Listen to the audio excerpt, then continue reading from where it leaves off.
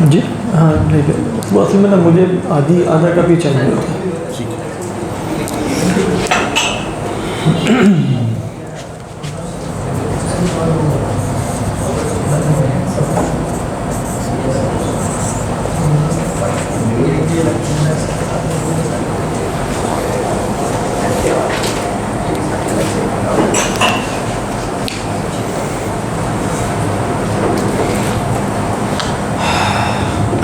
بسم اللہ الرحمن الرحیم.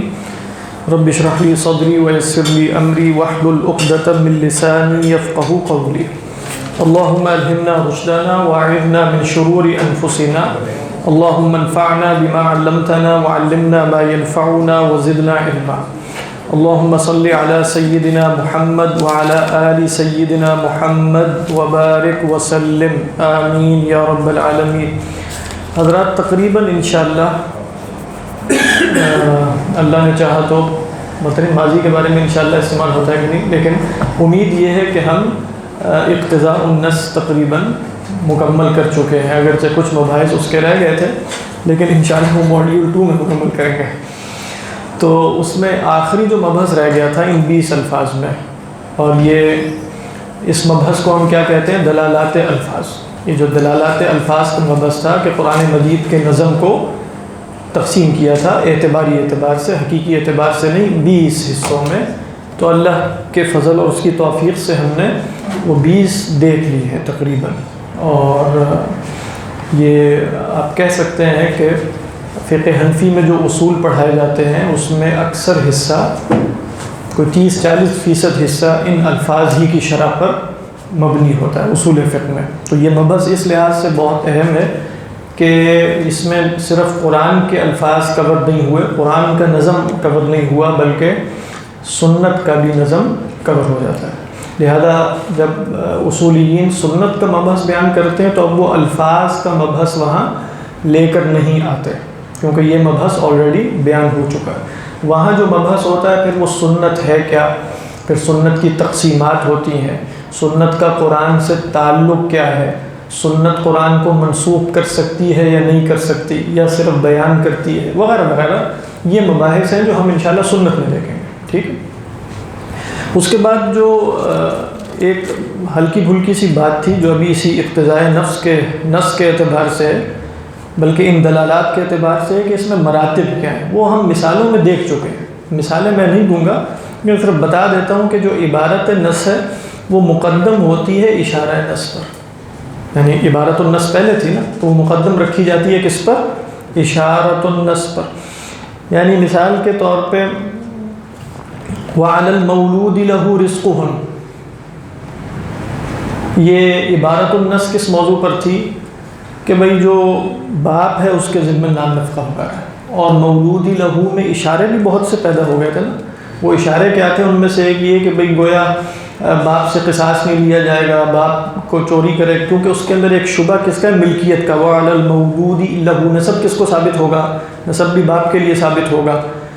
تو اب بیٹے نے جو حسن سلوک کرنا ہے، والدین پر خرچ کرنا ہے، اشارت النص سے کیا پتہ چل رہا ہے کس پر زیادہ خرچ کرے؟ باپ پر یا ماں پر؟ باپ پر. تو گویا اشارت النص کیا بتا رہا ہے ادھر؟ کہ باپ حسن سلوک کا زیادہ مستحق ہوگا. لیکن ایک حدیث آ گئی، اور وہ حدیث ہے عبارت النص کے درجے میں. وہ کیا ہے؟ کہ آپ صلی اللہ علیہ وسلم سے پوچھا گیا من احق الناس بصحبتی یا رسول اللہ، میری صحبت کا سب سے زیادہ احق کون ہے، یعنی حسن سلوک کا. تو وہ مشہور روایت ہے امک امک امک اور ثم ابوک. تو اب یہ روایت عبارت ہے یا اشارہ ہے؟ عبارت ہے. پوچھا گیا من احق الناس بصحبتی، یہی ہے نا الفاظ، یا رسول اللہ. تو آخر میں امک امک امک ثم من امک ثم من امک ثم من ابوک. تو اس سے پتہ یہ چلا کہ ہم اس کو مقدم رکھیں گے اس آیت کے اشارے پر. تو یہ نہیں ہوگا کہ حسن سلوک بھی باپ سے زیادہ کیا جائے گا، کیونکہ وہ اشارہ تھا اور یہ کیا ہے؟ یہ عبادت ہے. باقی اور جو اس میں مسائل وہ کیا آپ کہیں، وہ جو ہے وہ آیت ہے. اور یہ تو اگر جیسے علماء نے کہا کہ یہ حدیث گویا شہرت کے درجے پر پہنچی ہوئی حدیث ہے. اور بھی مثالیں. پھر اشارہ جو ہے وہ مقدم ہے دلالہ پر. اشارہ کس پر مقدم ہے؟ دلالہ پر. اس میں ہم دیکھ چکے ہیں کہ ومن قتل مؤمنا خطأ فتحریر رقبۃ مؤمنہ. ہم نے کہا تھا کوئی جس نے مومن کو قتل کیا خطأ، اس پر ایک گردن کا آزاد کرنا کیا ہے؟ لازم ہے. تو اس سے دلالت کیا لگ رہی ہے کہ جس نے جان بوجھ کے قتل کیا وہ بالاولیٰ کرے گا. یہی ہے نا، جس نے جان بوجھ کے قتل کیا وہ بالاولیٰ کرے گا. تو یہ کیا ہے؟ دلالت النص سے قاتل عمد کے لیے بھی تحریر رقبہ کی فرضیت ثابت ہو رہی ہے کہ نہیں ہو رہی؟ ہو رہی ہے.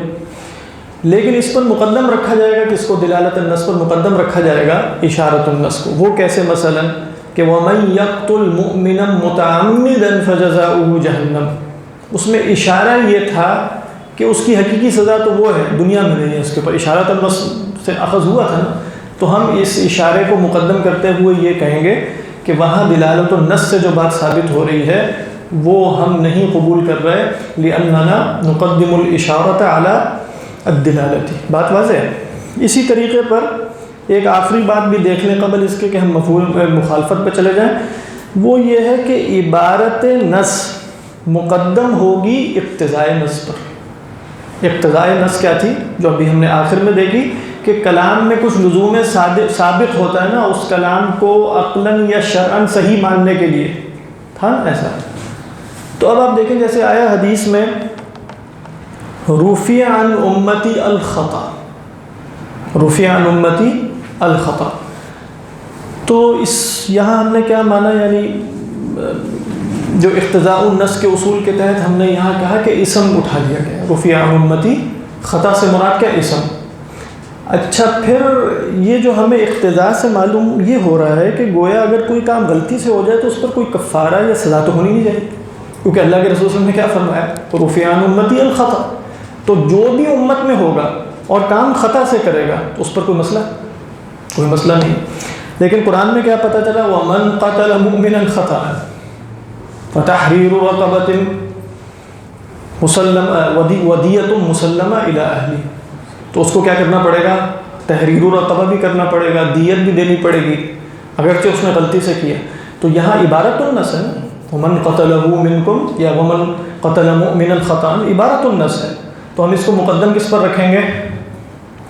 اقتضاء النص پر، جس سے یہ معلوم ہو رہا ہے کہ اس پر کوئی کفارہ نہیں ہے. تو بہرحال یہ بات ذہن میں رکھیے کہ ان عبارات میں بھی، یعنی یہ جو طرق دلالت ہے جس میں عبارت النص ہے، اشارت النص ہے، دلالت النص ہے، اقتضاء النص ہے، یہ بھی سب ایک لیول پر نہیں ہوتے. اور مجتہد اگر ان میں تعارض دیکھتا ہے تو پھر ترجیح قائم کرتا ہے. جس طرح ہم دیکھ چکے ہیں کہ کئی دفعہ نص اور محکم میں بھی تعارض ہو جاتا ہے، نص اور مفسر میں بھی تعارض ہو جاتا ہے. تو اس کو کیسے حل کیا جاتا ہے کہ جس کی دلالت زیادہ قوی ہوتی ہے اس کو اس پر مقدم رکھا جاتا ہے، جس کی دلالت اس سے کم تر ہوتی ہے. بات واضح.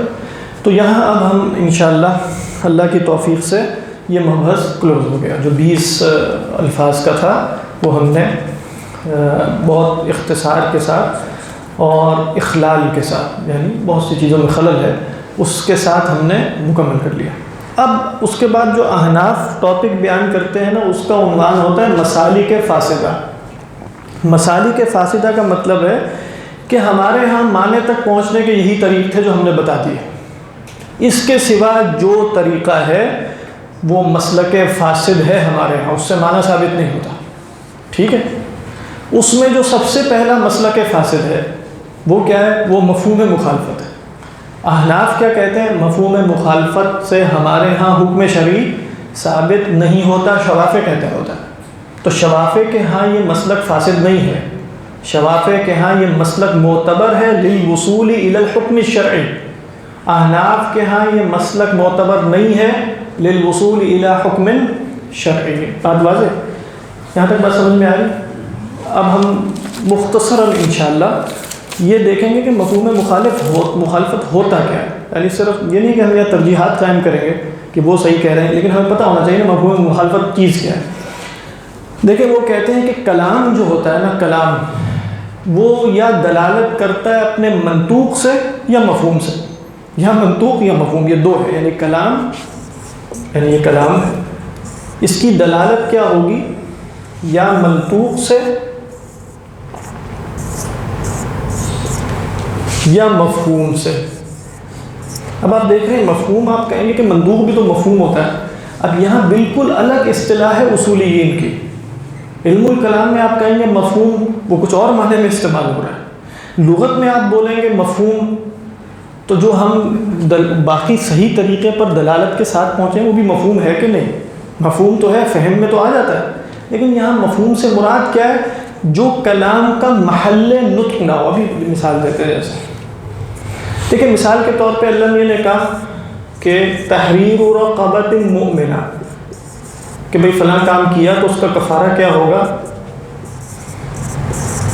تحریر رقبۃ مؤمنہ. اس آیت سے آپ کو کیا پتہ چل رہا ہے؟ کہ رقبہ مؤمنہ ہوگی تو کفارہ ہو جائے گا. یہی پتہ چل رہا ہے. یہ ہے محل نطق. اچھا، اس سے یہ پتہ چل رہا ہے کہ اگر رقبہ مؤمنہ نہ ہوئی تو کفارہ نہیں ہوگا. سمجھ میں آ رہی ہے کہ نہیں؟ یعنی تحریر رقبہ میں یہ والی شے مسکوت ہے یا منطوق؟ مسکوت. سمجھ میں آ رہی ہے کہ نہیں؟ یعنی اللہ نے کہا کہ جس نے مومن کو قتل کر دیا نا، اس کو ایک مومن جان آزاد کرنی پڑے گی. ٹھیک ہے، تحریر رقبۃ مؤمنہ، یہ تو اللہ نے بیان کر دیا. اچھا، اگر وہ گردن مومن نہ ہوئی تو پھر کفارہ ہو جائے گا کہ نہیں ہوگا؟ یہ محل نطق میں ہے. اچھا، مسکوت ہے. ٹھیک ہے، یہ کیا ہے؟ مسکوت. مفہوم مسکوت ہوتا ہے. مفہوم کیا ہوتا ہے؟ مسکوت عنہ. مسکوت عنہ. بات یہاں تک سمجھ میں آ رہی ہے کہ نہیں؟ اچھا، اب جو مسکوت عنہ ہے، مسکوت عنہ جو محل نطق میں نہیں ہے، یعنی منطوق میں کچھ تھا.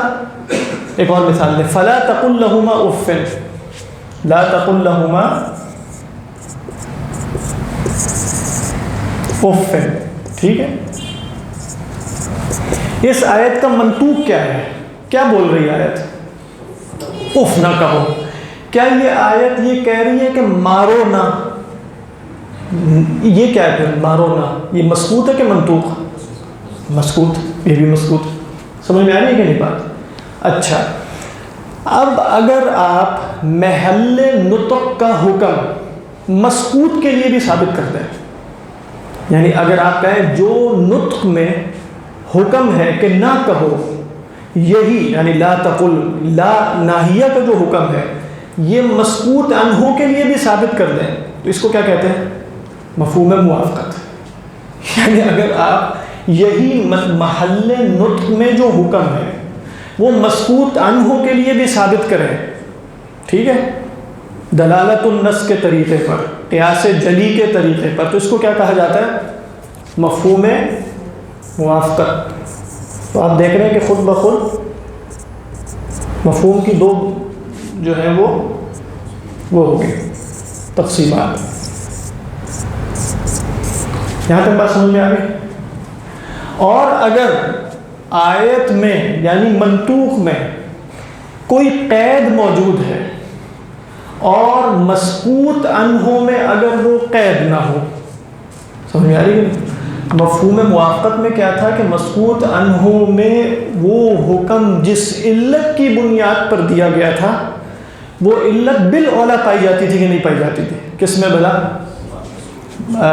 مسکوت عنہ میں. اور اگر پائی جاتی تھی تو ہم نے وہ حکم ثابت کر دیا علی سبیل المنطوق کے مفہوم. لیکن کون سا مفہوم؟ مفہوم موافقت.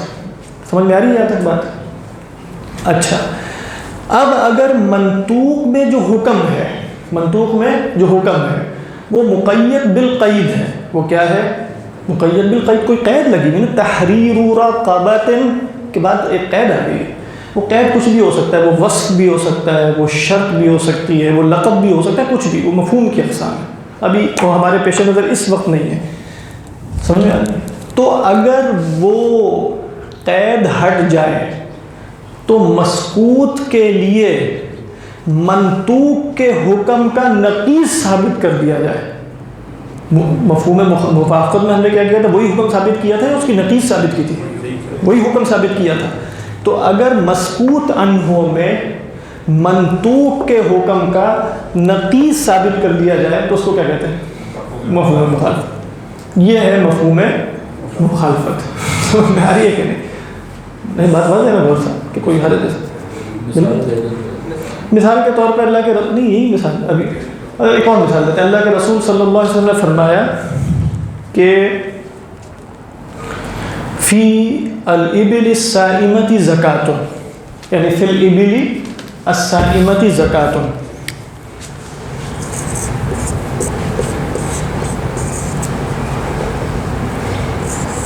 فی الابل الصائمہ کا مطلب ہے جو چرنے والے ہیں.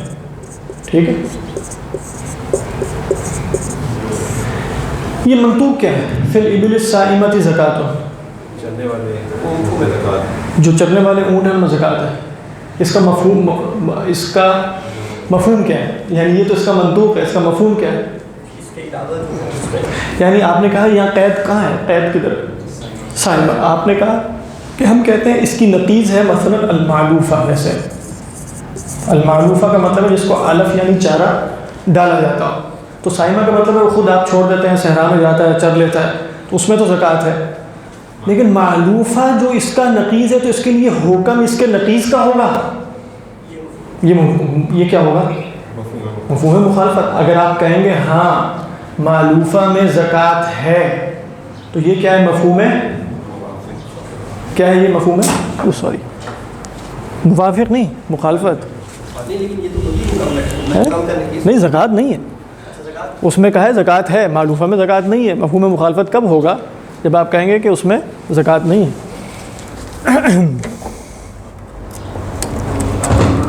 جیسے ابھی ہم نے یہ مثال دی تحریر الرقبہ. آپ پوچھ رہے ہیں زکوٰۃ ہے کہ نہیں؟ ہاں یعنی یہاں کیا ہوگا؟ بالکل سیم ہے کہ تحریر رقبۃ مؤمنہ میں اگر غیر مومنہ ہوگی تو نقیض ہو جائے گی. نقیض کیا ہے؟ کفارہ ادا ہوگا؟ نہیں ہوگا. تو یہاں مفہوم کیا ہے کہ آپ کہیں گے کہ محل نطق ہے اس آیت کا منطوق ہے کہ تحریر رقبۃ مؤمنہ. اس آیت کا مفہوم کیا ہے؟ غیر مؤمنہ رقبہ لا تجزی فی الکفارہ. بات واضح ہے؟ تو یہ اس کا مفہوم ہو گیا. لیکن خالی جب آپ مفہوم بولتے ہیں تو اس میں مفہوم موافقت بھی ہوتا ہے، مفہوم مخالفت بھی ہوتا ہے. مفہوم مخالفت کو دلیل خطاب بھی کہتے ہیں، دلیل الخطاب. احناف کے ہیں اس کا ایک نام مشہور ہے، مجھے یاد نہیں آ رہا تو میں نے لکھا بھی تھا.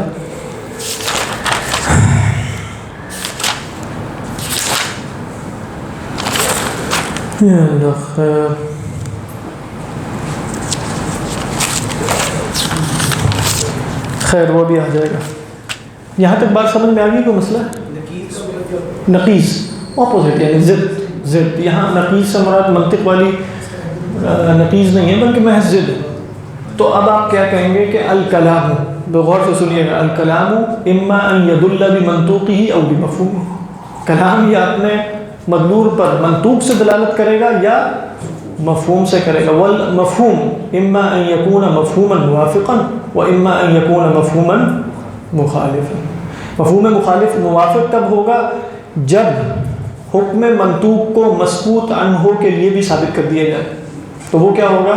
مفہوم ہے. اگرچہ قیاس بھی شامل ہوتا ہے اس میں بھی کیا ہوتا ہے؟ قیاس میں بھی آپ کیا کرتے ہیں؟ مفہوم موافقت ہی ہوتا ہے. لیکن عموماً مفہوم موافقت بولا جاتا ہے دلالت النص کے لیے کہ جس میں لغتاً علت معلوم ہو رہی ہوتی ہے، وہ ہم دیکھ چکے ہیں پہلے. اور اگر منطوق کا حکم یا منطوق کے حکم کی نقیض مسکوت عنہ کے لیے ثابت ہو جائے گی تو وہ کیا ہوگا؟ مفہوم مخالفت. اتنی سی بات، یہ مفہوم مخالفت. ہاں ہماری زبان میں جیسے مثال یہ ہے کہ نیک آدمی کو پیسے دے دو. آپ بچے سے کہتے ہیں نیک آدمی کے اوپر صدقہ کرنا، نیک آدمی کو دیا کرو. منطوق کیا ہے؟ نیک آدمی کو. مفہوم کیا؟ جو نیک آدمی نہیں ہے اس کو نہ دو. ٹھیک ہے، جو نیک آدمی نہیں ہے اس کو نہ دو. اچھا ایک اور میں بات بتا دوں، یہ انہوں نے بہت اچھا کہا کہ محل نزاع کلام شاعر میں ہے. یہ بات ذہن میں رکھیے گا. شوافع اور احناف میں محل نظر میرے اور آپ کے کلام میں نہیں ہے، اور فقہا کے کلام میں بھی نہیں، یعنی فقہا کے کلام سے بھی استنباط کرنا ہے تو مفہوم مخالفت حجت ہے، معاملات میں بھی مفہوم مخالفت حجت ہے۔ یعنی میں آپ سے کہوں کالا بکرا خرید کے لے آنا میرے لیے، سوری کالا نہیں، سفید بکرا خرید کے لانا، آپ کالا لے کر آ جاتے، تو کیا یہ بے، یعنی میں نے آپ کو وکیل بنایا تھا، میں کہہ سکتا ہوں میں نے تو سفید بکرے، آپ کہیں کہ سفید بکرا تو محل نطق تھا، اس کا مفہوم مخالف تو حجت نہیں ہے میرے یہاں، احناف کے مسلک پر ہوں میں۔ ہم کہیں گے احناف کے ہاں بھی فی کلام الناس بیع و شراء کے معاملات میں، معاملات میں جو مفہوم مخالف ہے وہ کیا ہے؟ حجت ہے۔ تو لہٰذا وہ شخص نہیں کہہ سکتا کہ بھئی آپ نے تو مجھے بکرا خریدنے کو کہا تھا، وہ قید جو تھی وہ منتفی بھی ہو گئی، تو مفہوم میں تو مسکوت عنہ تھا، تو مسکوت عنہ میں حکم نقیض میں نے ثابت ہی کوئی نہیں کیا۔ حکم نقیض یہ ہونا چاہیے تھا کہ پھر اگر کالا بکرا ہو تو نہ خریدو، وہ میں نے ثابت کوئی نہیں کیا، تو میں تو بکرا خرید کے لایا۔ یہ سمجھ میں آ رہا ہے کہ نہیں؟ تو یہ جو محل نزاع ہے یہ کس میں؟ فی کلام الشارع، کیونکہ کلام الشارع میں اس قید کے پیچھے بہت سی حکمتیں ہو سکتی ہیں اور بھی جو ہمیں نہ معلوم۔ یعنی احناف سے جب کہا گیا نا کہ پھر آپ کیوں حجت نہیں لیتے کلام شارع میں، یعنی کلام شارع میں وہ قید بلا وجہ آ گئی، تحریر رقبۃ مؤمنہ یا اور جگہوں پر۔ ویسے تو احناف بھی یہ کہہ رہے ہیں کہ مومنہ ہونی ضروری ہے، لیکن وہ کیا کہتے ہیں بھی بتاتا، کلام شارع میں کہتے ہیں قید اگر کلام شارع میں آئی ہے نا تو شارع تو حکیم ہے اور وہ جوامع الکلم پر کلام کرتا ہے، بہت سے حکمتیں ہو سکتی ہیں اس میں۔ لہذا وہ کہتے ہیں کہ قرآن مجید میں کتنی جگہوں پر اشکال ہو جاتا ہے نا کہ قید واقعی ہے یا احترازی ہے۔ یعنی اللہ تعالیٰ فرماتے ہیں کہ ثمنا قلیلا یشترون بآیات اللہ ثمنا قلیلا، تو آپ کہیں ثمنا قلیلا مفہوم مخالفت کیا ہوا؟ ثمنا کثیرا جائز ہوگا۔ یا قرآن مجید میں کہا وَلَا تُكْرِهُوا فَتَيَاتِكُمْ عَلَى الْبِغَاءِ إِنْ أَرَدْنَا تَحَصُّنًا، یہ ان بھی شرط ہے نا، مفہوم شرط یہ بھی وہی ہوتا ہے، یعنی اپنی لوڑیوں کو زنا پر آمادہ نہ کیا کرو، جبر نہ کیا کرو، ان اردنا تحصنا، اگر وہ ارادہ کریں پاک صاف رہنے کا۔ مفہوم مخالف کیا ہوا؟ اگر وہ خود ارادہ کریں تو یا ایھا الذین آمنوا لا تأکلوا الربا اضعافا مضاعفا، اگرچہ شوافع یہاں جواب دیتے ہیں ہر جگہ، ہم نہیں بتا رہے کہ وہ ان کو بھی، ان کے پاس بھی جواب ہے، وہ بھی شروط لگاتے ہیں، ٹھیک ہے۔ تو یا ایھا الذین آمنوا لا تأکلوا الربا اضعافا مضاعفا، تو اضعافا مضاعفہ کا مطلب مفہوم مخالف کیا ہوا کہ اضعافا مضاعفہ کی قید میں محل نطق وہ تو حرام ہو گیا، لیکن اگر مفہوم مخالف لیا جائے تو پھر اضعافا مضاعفہ سے جو مطلب کہیں کمپاؤنڈ نہ ہو وہ جائز ہو گیا۔ ان کے اپنے دلائل نہیں نہ سمجھے گا کہ ان کے پاس دلائل نہیں ہوتے، کیونکہ جو بھی بڑا آدمی ہوگا اس کے پاس اپنے مسلک پر یقیناً دلائل ہوتے ہیں، لیکن ہم اس وقت مطلب سمجھنے کی کوشش کر رہے ہیں کہ احناف اس کو کیسے دیکھ رہے ہیں۔ یہاں تک بات سمجھ میں آ گئی؟ اچھا، اب آپ دیکھیں کہ گویا شوافع کے ہاں ایک آیت میں دو حکم ثابت ہوتے ہیں مفہوم مخالف کے نتیجے میں۔ ایک حکم ہے منطوق کا جو ثابت ہو رہا ہے، یہ بھی حکم شرعی ہوگا، اور ایک ہوگا مفہوم، اور یہ بھی کیا ہوگا؟ حکم شرعی ہوگا۔ احناف کے ہاں آیت میں، اب ہم یہاں نا مفہوم جب خالی مفہوم بول رہے ہیں تو مخالفت لے رہے ہیں، احناف کے ہاں ایک آیت میں منطوق سے حکم شرعی تو ثابت ہوگا، مفہوم سے ثابت نہیں ہوگا۔ یہ کیا ہوگا؟ ثابت نہیں ہوگا تو کیا نفی ہوگی؟ اب یہ اہم بات ہے، سکوت، یہ بھی نہیں وہ کہہ رہے کہ نفی ہوگی، وہ کہہ رہے ہیں سکوت ہوگا، اس لیے ہم نے اس کو کیا بتایا؟ مسکوت عنہ۔ تو وہ بتا رہے ہیں کہ آپ اس جگہ ہم نہ حکم شرعی ثابت کریں گے نہ اس کی نفی کریں گے، بلکہ اس کو ہم مسکوت عنہ کہتے ہیں، اور اس کے لیے ان کا جو نام ہے وہ ہے عدم اصلی۔ عدم اصلی کا مطلب ہے کہ یہ اصلاً، یعنی فقہاء احناف کے ہاں ایک جگہ ایسی ہے جہاں حکم شرعی کوئی نہیں ہوتا، مسکوت عنہ ہے۔ ابھی اباحت بھی ہم نہیں کہہ رہے، ہم کہہ رہے ہیں یہ اپنے عدم اصلی پر قائم ہے، مسکوت عنہ ہے، تو لہذا ہم آیت سے محل نطق میں حکم شرعی ثابت کرتے ہیں، محل مفہوم میں عدم اصلی ثابت کرتے ہیں۔ عدم اصلی جو ہے وہ حکم شرعی نہیں ہوتا. اور شوافع کیا کر رہے ہیں؟ محل نطق میں بھی حکم شرعی ثابت کریں گے اور محل مفہوم میں بھی یا مفہوم میں بھی حکم شرعی ثابت کریں گے. احناف کیا کہیں گے؟ لا ننفی ولا نثبت. وہ کیا کہیں گے؟ نثبت. اور احناف کیا کہہ رہے ہیں؟ ننفی نہیں، لا ننفی ولا نثبت، نسکت خالص. ٹھیک ہے، خاموش رہیں گے. یہاں تک بات سمجھ میں آ گئی؟ تو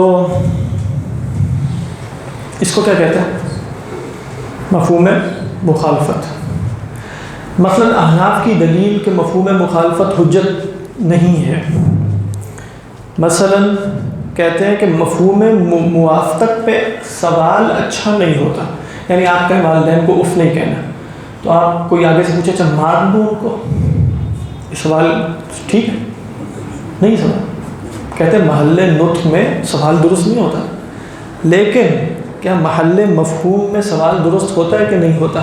یعنی اگر رسول اللہ علیہ وسلم فرمائے فی الابل الصائمۃ زکاۃ، تو یہ سوال بن سکتا ہے نا، یحسن بنا ان نسأل هل فی الابل المعلوفۃ زکاۃ یا رسول اللہ. کہہ رہے ہیں مفہوم مخالفت میں تمام عقلاء کے ہاں سوال مستحسن ہے.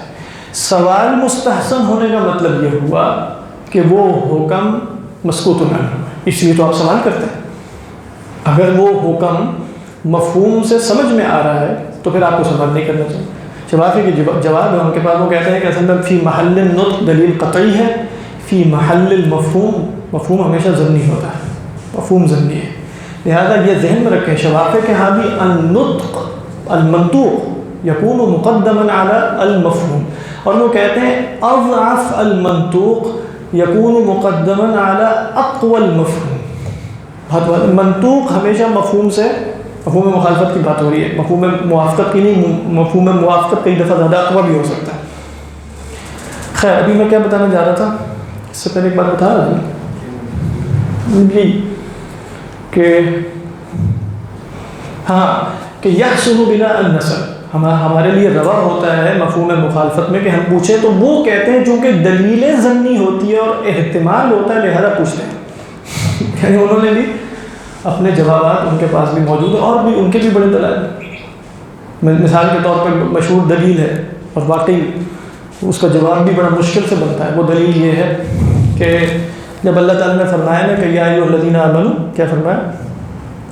اذا ضربتم، اس کے بعد فلیس علیکم جناح ان تقصروا من الصلاۃ، تمہارے اوپر کوئی گناہ نہیں کہ نماز قصر کر لیا کرو. ان خفتم ان یفتنکم الذین کفروا، اگر تمہیں خوف ہو کہ کافر تمہیں فتنے میں ڈالیں گے. تو اس کا مفہوم مخالف کیا ہے؟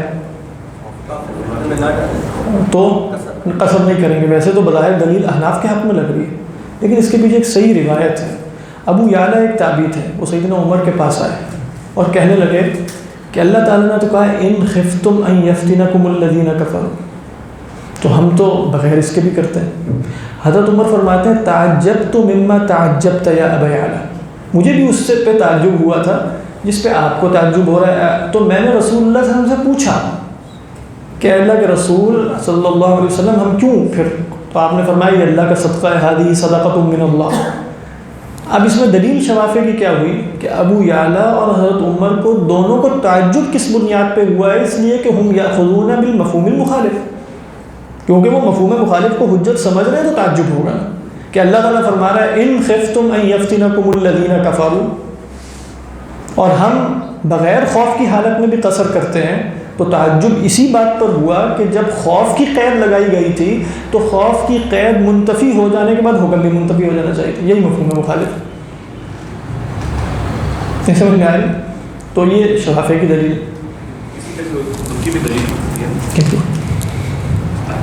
یعنی احناف کی دلیل تو بنتی ہے کہ دیکھو حکم ثابت نہیں ہو. وہ شوافی بھی کہہ رہے ہیں کہ ایک نص الگ سے آ کر تو کر سکتی ہے. نہیں، شوافی کو اس میں تو کوئی مسئلہ نہیں ہے کہ ایک حکم مفہوم مخالفت سے ثابت ہو رہا اور ضمنی ہو تو نص بتائے کہ نہیں یہاں مفہوم مخالفت نہیں ہو، اس پہ تو ان کو بھی کوئی اشکال نہیں. لیکن وہ بتا ہی رہے ہیں کہ صحابہ کو تعجب تو اسی بنیاد پر ہوا نا لأنہم یأخذون مفہوم مخالفت کی وجہ سے. اس کا احناف نے جواب دیا کہ ان کو مفہوم مخالفت کی وجہ سے تعجب نہیں ہوا تھا، ان کو تعجب اس بنیاد پہ ہوا تھا کہ حکم اصلی 4 رکعتوں کا، تو یہ تو ایک استثنائی کیفیت تھی، ٹھیک ہے، تو لہذا حکم اصلی کی طرف واپس پلٹ جانا چاہیے بس، یہ نہیں کہ مفہوم مخالفت لے رہے ہیں، حکم اصلی کیا ہے کہ 2 پڑھنی ہے 4 پڑھنی ہے، 4 پڑھنی ہے، تو حکم اصلی تھا 4 پڑھنی ہے، تو خوف کی حالت میں ایک استثناء دے دیا، تو اب وہ استثناء نہیں رہا تو مفہوم مخالفت کے نتیجے میں استدلال نہیں ہو رہا بلکہ حکم اصلی کی وجہ سے استدلال ہو رہا۔ اس کا بھی جواب ان کے پاس ہے، انہوں نے ایک اور حدیث بیان کی حضرت عائشہ کی، انہوں نے کہا کہ حضرت عائشہ فرماتی ہیں کہ اصل میں نماز 2 رکعت ہے، حکم اصلی 2 رکعت ہے۔ وہ صحیح حدیث ہے کہ حضرت عائشہ فرماتی ہیں کہ نماز 2 رکعت فرض ہوئی تھی، پھر اس کے بعد سفر کی نماز تو وہی رہنے دی گئی، حضر میں اضافہ ہو گیا۔ تو انہوں نے اس طریقے پر جواب دیا۔ احناف ایک اور جواب بھی دیتے ہیں، وہ کہتے ہیں اخبار واحدہ سے قواعد اصولیہ ثابت نہیں ہوتے، قواعد اصولیہ جو ہیں وہ قطعی ہونے چاہیے کیونکہ وہ قاعدہ ہے، اور قاعدے کا مطلب یہ ہے کہ وہ تمام یعنی مبدا جو ہے وہ عام ہو، لیکن آپ دیکھ رہے ہیں کہ اس میں نا بہت طویل کلام، مفہوم مخالفت میں علماء میں طویل مبحث ہے، بہت خوبصورت دلائل ادھر سے ادھر سے، اس کا جواب کیسے ہوگا، اس کا کیسے ہوگا، لیکن خلاصہ کیا ہے کہ یہ مفہوم مخالفت ہوتا ہے کہ مسقوط عنہ کے لیے۔ اب احناف اس میں کیا قاعدہ بیان کرتے ہیں وہ آپ لکھ لیں تو بالکل، التنصیص لا يدل على التخصیص، التنصیص لا يدل على التخصیص، اور شرافی کیا کہتے ہیں مفہوم التنصیص يدل على التخصیص، یہ دونوں میں فرق ہے۔ کیا بتا ہے التنصیص، ہاں التنصیص، التنصیص کیسے لکھتے ہیں؟ تنصیص کا مطلب ہوتا ہے نص بیان کرنا، التنصیص کا مطلب ہوتا ہے نص بیان کرنا، لا يدل على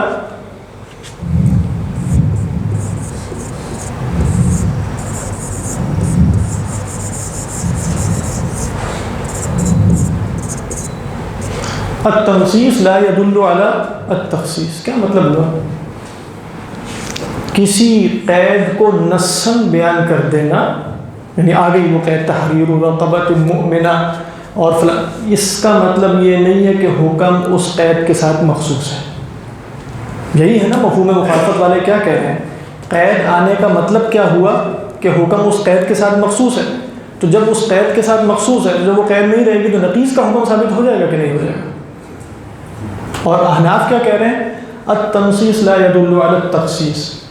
اچھا جب لا يدل على التخصیص تو پھر تخصیص کا پتہ کیسے چلتا ہے، مسقوط عنہ ثابت کیسے ہوتا ہے، بدلیل شرعی آخر۔ احناف کے ہاں بھی معلوفہ میں زکوٰۃ نہیں، یہ ذہن میں رکھیے، یعنی جس حکم کو وہ مفہوم مخالفت سے ثابت کر رہے ہیں وہ کہیں گے ہمارے ہاں بھی فی الابل المعلوفہ زکوٰۃ نہیں ہے، لیکن وہ کیا بتائیں گے، کہیں بدلیل شرعی آخر۔ اچھا اب اس میں نا یہاں تک بات سمجھ میں آ گئی، تو کچھ اور مثالیں بھی لے لیں، جیسے مفہوم شرط بھی آ گیا، مفہوم جیسے عدد ہے، عدد۔ اب شوافی نے کہا کہ اللہ کے رسول صلی اللہ علیہ وسلم نے کہا کہ اللہ نے فرمایا ان تستغفر لہم کیا ہے 70 مرۃ فلن یغفر اللہ لہم، آپ 70 دفعہ بھی استغفار کریں گے تو کیا نام ہے ان کی مغفرت نہیں ہوگی۔ تو اب مفہوم عدد کیا ہوگا کہ 70 سے زیادہ کریں تو مغفرت ہو سکتی ہے، مفہوم عدد کا مطلب تو یہی۔ تو اللہ کے رسول صلی اللہ علیہ وسلم نے اس مفہوم مخالفت پر عمل کیا کہ نہیں، آپ نے فرمایا سأزید علی السبعین، سأزید علی السبعین، میں 70 پر اضافہ کر دوں گا، لیکن بعد میں آپ کو بتایا گیا کہ استغفار کریں یا نہ کریں دونوں صورتوں میں۔ اصلا تو آیت کا مفہوم یہ تھا، لیکن اللہ کے رسول صلی اللہ علیہ وسلم کی رحمت یہ تھی کہ آپ کہہ رہے ہیں یعنی گویا بتانا آپ یہ چاہ رہے تھے کہ اگر 70 سے زیادہ دفعہ کرنے پر بھی ان کی مغفرت ہو جاتی تو کر لیتا ہوں۔ تو مفہوم عدد کا مطلب یہ ہے کہ اگر آیت میں کوئی عدد کی قید آ گئی ہے تو وہ قید منتفی ہو جانے سے، اس لیے اب میں نے نا یہ مفہوم عدد اور یہ صفت یہ سب الگ بیان نہیں کر رہا، قید ہے اصل میں، اصل چیز کیا ہے، قید۔ وہ شرط کے نتیجے میں بھی آ سکتی ہے، وہ وصف کے نتیجے میں بھی آ سکتی ہے، وہ عدد کے نتیجے میں بھی آ سکتی ہے، وہ لقب کے نتیجے میں بھی آ سکتی ہے۔ ان سب کو الگ الگ مفہوم کہتے ہیں، مفہوم لقب، مفہوم وصف، مفہوم شرط، مفہوم ابھی کیا آخری عدد۔ لقب کے حوالے سے اتفاق ہے کہ وہ حجت نہیں ہوتا۔ لقب کا مطلب کیا ہے کہ کسی حکم کو کسی اسم علم یا نام کے ساتھ خاص کر دیا جائے، ٹھیک ہے۔ آپ کہیں یعنی قرآن میں آیا محمد الرسول اللہ، تو رسالت کا حکم ایک وصف کے ساتھ بیان ہو گیا، لقب کے ساتھ، نام کے ساتھ، محمد رسول اللہ، تو اس کا مفہوم کیا ہوگا؟ غیر محمد غیر رسول اللہ۔ تو یہ لقب کا جو مفہوم مخالف ہے، آپ کہیں زید عالم ہے، ٹھیک ہوگا، لیکن اس کا کیا مطلب یہ ہے کہ زید کے سوا کوئی عالم نہیں ہے۔ تو مفہوم لقب تو عقلاء کے ہاں کلام الناس میں بھی حجت نہیں ہے، یعنی یہ کلام الناس میں بھی کوئی اس کو حجت نہیں سمجھتا، کلام شارع میں بھی یہ حجت نہیں ہے، تو وہ بس ہے ہی نہیں، ہمارے پیش نظر ہی نہیں ہے، ٹھیک ہے۔ تو میں کیا بتا رہا تھا کہ احناف یہ کہتے ہیں، اکثر احناف، آپ کو کچھ کتابوں میں ملے گا کہ مفہوم عدد احناف لیتے ہیں، صحیح تر قول یہ وہ نہیں لیتے، وہ بھی کہیں اور سے ثابت کرتے ہیں، ٹھیک ہے کہ نہیں۔ مثلا انہوں نے کہا کہ کلام شارع میں آیا ثلاث من کن فیہ وجد بہن حلاوت الایمان، ثلاث من کن فیہ، مفہوم مخالفت کیا ہے اس کا؟ کہ ثلاث اگر نہیں رہے گا تو حلاوت ایمان بھی نہیں رہے گی، ٹھیک، یہ درست، آپ کم پر تو کہہ سکتے ہیں، لیکن آپ کہہ ثلاث میں اضافہ ہو جائے رابع خامس، تو ثلاث من کن فیہ وجد بہن العدد لا مفہوم له، جملہ اگر آپ اس طرح پڑھیں گے العدد لا مفہوم له، عدد کا کوئی مفہوم نہیں ہوتا، کیا مطلب؟ مفہوم مخالفت نہیں ہوتا، آپ کہیں عدد کا مفہوم نہیں ہوتا۔ اسی طرح آپ کہیں گے الوصف لا مفہوم له، الشرط، ہاں ہو سکتا ہے، آپ اجتہاد کر کے کر سکتے ہیں کہ وہ مفہوم موافقت میں داخل کرتے ہیں، لیکن اس میں آپ کو علت تلاش کرنی پڑے گی، کیسے داخل کریں گے؟ یعنی لفظ عدد کے اندر کیسے علت تلاش کریں گے؟ یعنی آپ کہیں ثلاث من کن فیہ وجد بہن حلاوت الایمان، تو لفظ ثلاث ہے، حکم کو جوڑا ثلاث سے، ٹھیک ہے، تو آپ کہیں کہ رابع ہونے میں بالاولا، بالاولا کا مفہوم محض رابع ہونے میں کیسے پیدا ہوگا؟ واللہ اعلم۔ وہ غیر تین بھی ہو سکتے ہیں، آپ اس میں کوئی اضافی چیز لے کے آئیں، ہو سکتی ہے، کیونکہ عدد کے اندر تو محض عدد ہے 1 2 3 4، تو ثلاث من کن فیہ وجد بہن حلاوت الایمان، تو ہم کہیں گے یہ تین تو ہیں، باقی کے متعلق کیا ہے؟ خاموش، مسکوت عنہ، یثبت بدلیل شرعی آخر۔ اسی طرح پہ آیت المنافق ثلاث، تین نشانی آیت المنافق ثلاث، تو ہو سکتا ہے 5 ہو اس کے اندر، 6 ہو، اور بھی بڑی صفات ہوں اس کے اندر، تو یخرج عن کونہ منافقا ای لا یخرج عن کونہ منافق۔ خیر، ایک مثال اصل میں ذکر کرنی تھی جو بڑی مشہور ہے،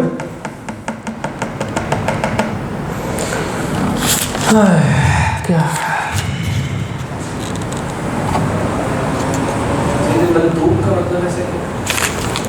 منطوق کا مطلب یہ ہے کہ وہ اپنی عبارت سے دلالت کر رہا ہے، وہ اپنے اشارے سے دلالت کر رہا ہے، وہ اپنے اقتضاء سے دلالت کر رہا ہے، لفظ اپنے معنی پر دلالت کر رہا ہے، ٹھیک ہے۔ وہ سب کیا ہے جو ہم نے اقسام پڑھی تھی نا، وہ سب کیا ہے؟ وہ منطوق ہے، سوائے دلالت النص کے۔ نص کیا ہے، ظاہر کیا ہے، مفسر کیا ہے، محکم کیا ہے، یہ سب دلالت اپنے معنی پر کیسے کر رہے ہیں؟ منطوق، یہ سب کیا ہے؟ منطوق۔ جو دلالت مسکوت عنہ پر ہوگی نا، وہ کیا ہوگی؟ مفہوم، ٹھیک ہے۔ اب وہ مفہوم یا مخالفت کا ہے یا موافقت کا ہے۔ اچھا یا اللہ، اچھا اس میں دیکھ لیں، جیسے مفہوم الوصف اور شرط جو ہے نا، ایک مثال جیسے فقی اختلاف، میں یہ مثال دے رہا ہوں کہ فقی اختلاف جو واقع ہو رہا ہے، جیسے اللہ تعالیٰ فرماتے ہیں وَمَن لَّمْ يَسْتَطِعْ قَوْلًا، جو تم میں سے استطاعت نہ رکھتا ہو، مِنْكُمْ طَوْلًا أَن يَنْكِحَ الْمُحْصَنَاتِ، کہ وہ آزاد عورتوں سے شادی کر سکے، تو کیا کریں؟ فَمِمَّا مَلَكَتْ أَيْمَانُكُمْ مِنْ فَتَيَاتِكُمُ الْمُؤْمِنَاتِ، تو وہ اپنی جو فتیات مؤمنات ہیں ان سے شادی کر لیں، ٹھیک۔ اب اس میں آپ دیکھیں دو وصف آ رہے ہیں، ان کو آپ شرط بھی کہہ سکتے ہیں، وصف بھی کہہ سکتے ہیں، کہ تم میں سے جو طولاً استطاعت نہ رکھے تو وہ کیا کرے؟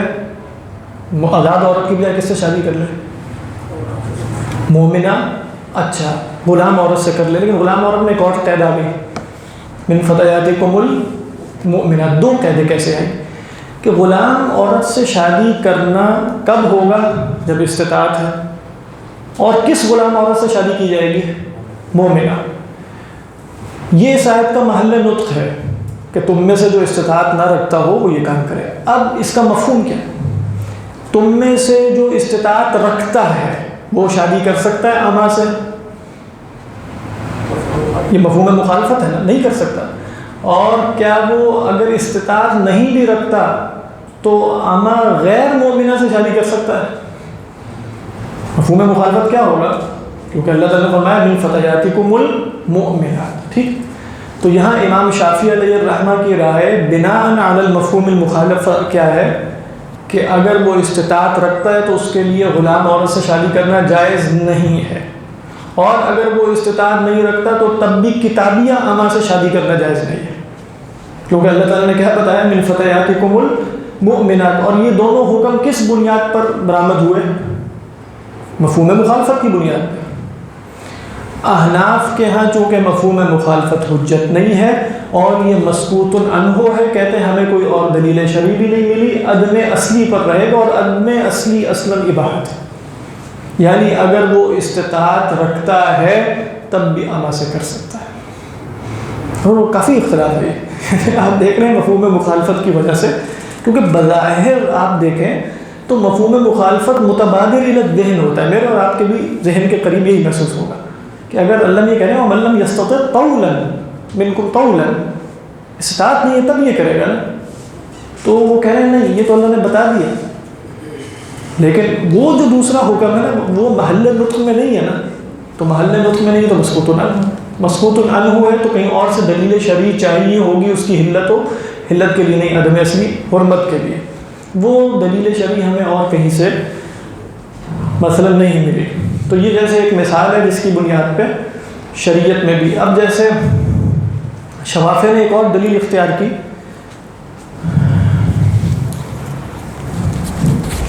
وہ کیا ہے؟ خیر، الماء من الماء، بس یہ آخری ہے اس وقت کے لیے، آخری. الماء من الماء. الماء من الماء کا مطلب کیا ہے کہ پہلا ماء ہے غسل، ٹھیک، دوسرا ماء ہے جیسے المنی جو انسان سے خارج ہوتی ہے. مراد ہے کہ غسل کب واجب ہوتا ہے؟ اذا خرج المنی، ٹھیک ہے کہ نہیں، اس وقت غسل واجب ہوتا ہے. اب ہوا یہ کہ شوافع نے کہا کہ انصار نے ایسے ہی سمجھا تھا، لہذا انصار میں یہ رائے بن گئی کہ محض تعلق سے غسل واجب نہیں ہوتا. تو یہ رائے ان کی کیوں بنی؟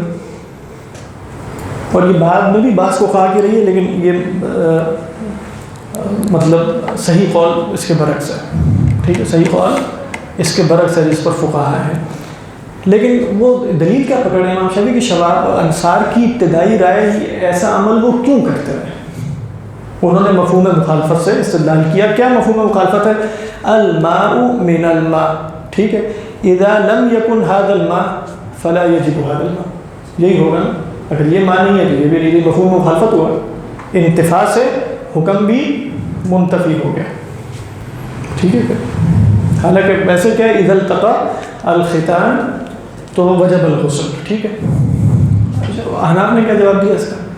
انہوں نے کہا کہ انہوں نے مفہوم مخالفت سے، مثال تو موجود نہیں کہ ہم پوچھیں آپ نے کس سے استدلال کیا تھا. انہوں نے کہا کہ تم نے کہا مفہوم مخالفت سے کیا، ہم کہتے ہیں مفہوم مخالفت سے نہیں کیا، بلکہ الف لام جو الماء ہے اس میں انہوں نے اس کے استغراقیہ ہونے سے استدلال کیا تھا.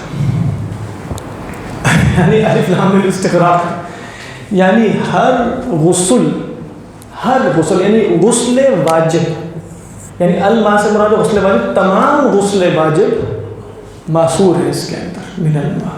تو اب یہ مفہوم مخالفت سے استدلال نہیں تھا، بلکہ الف لام کو انہوں نے الف لام للاستغراقیہ سمجھا، یعنی غسل انسان پر فرض ہوگا، جو واجب غسل ہے انسان مرد پر وہ صرف فرض ہوگا من الماء. تو یہ استدلال مفہوم مخالفت کی وجہ سے نہیں تھا، یہ استدلال ان کا الف لام کو الاستغراقیہ سمجھنے کی وجہ سے تھا. اب اختلاف ہو سکتا ہے. خلاصہ کیا ہے کہ مفہوم مخالفت احناف کے ہاں حجت نہیں ہے، اور مفہوم مخالفت ان کے ہاں مسالک فاسدہ میں سے ایک مسلک ہے۔ اس کے ذریعے کیا ثابت نہیں ہوتا؟ حکم شرعی ثابت نہیں ہوتا، اور جو مسکوت عنہ ہے وہاں عدم اصلی رہتا ہے، الا یہ کہ کوئی دلیل آ جائے جو اس کو اپنے عدم اصلی سے نکال دے، بس کافی۔ نہیں مطلب مفہوم مخالفت کا اوورآل مفہوم تو سمجھ میں آ گیا کہ نہیں آیا؟ ہاں آ گیا ہوگا انشاءاللہ۔ اگلی دفعہ دو احتمالات ہیں کہ ایک یہ کہ ہم سنت کا ٹاپک شروع کر دیں، یا ایک آدھ مسالک فاسدہ میں سے کوئی اور مسلک بھی دیں احناف کے ہاں۔